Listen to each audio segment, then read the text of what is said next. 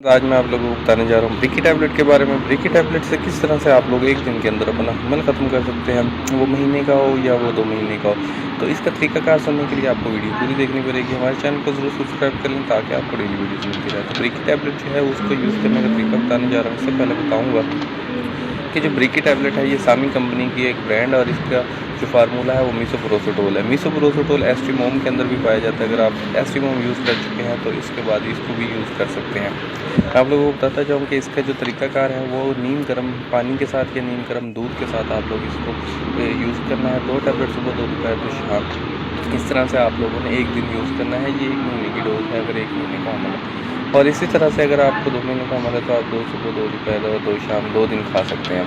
अगर आप लोगों को उसके बाद भी ब्लीडिंग नहीं हो रही तो आप लोगों ने करना क्या है कि गाइनोकोसिड एक टैबलेट और होती है, वो तो टैबलेट लेनी है और वो दोपहर को यूज़ करनी है इस टैबलेट के बीच में। आप लोगों ने देखना ये है कि आप लोगों को जो ब्लीडिंग हल्की हल्की अगर स्टार्ट हो गई है तो फिर आपने इसी को जारी रखनी है। अगर आप लोगों को ब्लीडिंग नहीं हो रही तो फिर आपने गाइनोकोसिड के साथ में लेना।